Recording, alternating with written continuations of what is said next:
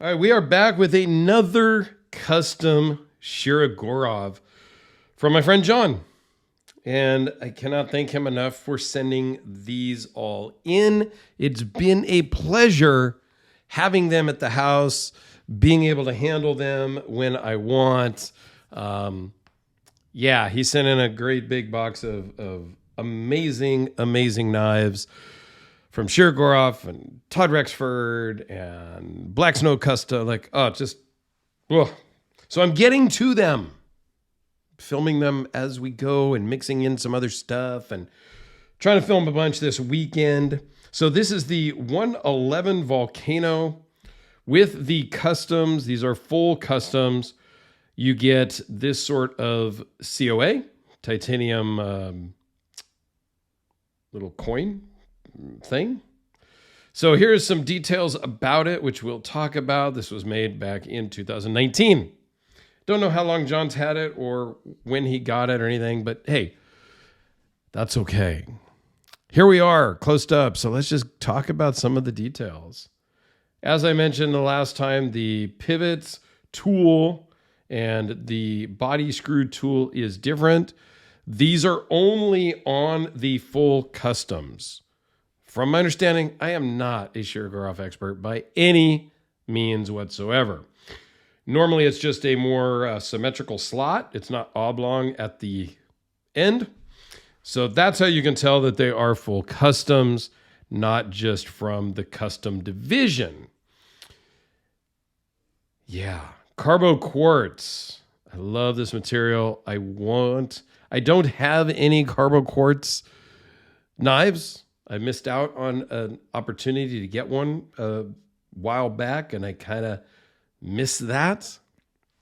So, they're hard to find, hard to come by now because carbo quartz really isn't used in the knife world anymore. Beautiful Damasteel blade. It's the Vineland Damasteel.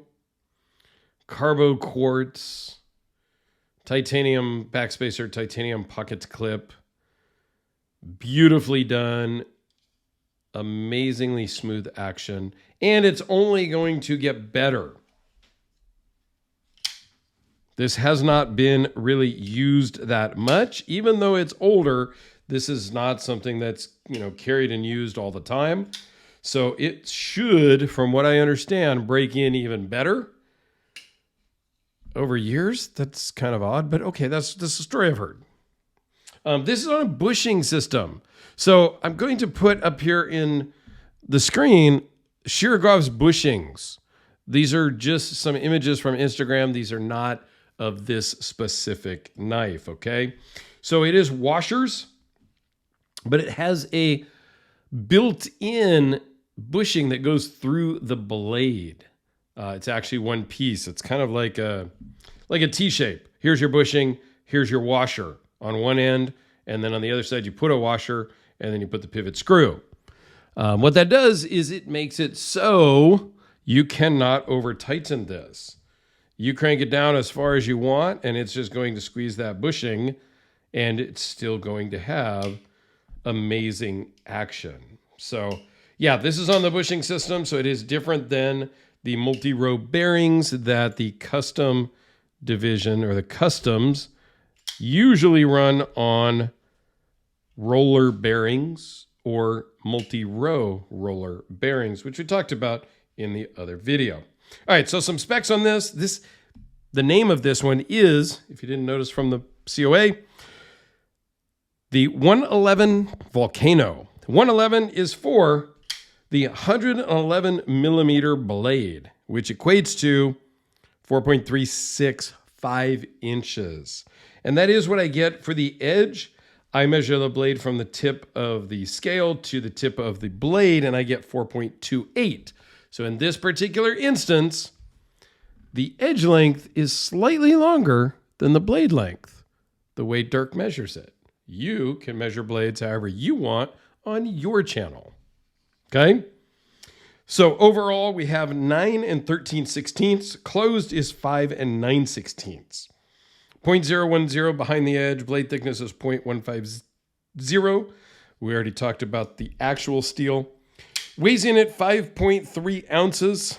Overall thickness is 0.544 minus the clip. Love the milling on the pocket clip. Love the custom division hardware, or the custom hardware. It's a little bit flustering to me. I don't have dementia. I do know what I'm talking about, but these are the first full custom Shiros that I have ever handled. This one, John actually told me I could carry and use, and I did. I enjoyed carrying it. This is the Neon full dress, full custom Neon on roller bearings with the crazy mirror polished edge. And I have another one down in the box that is this style, but in this similar configuration, which we will talk about in another video. This one is small for my hands.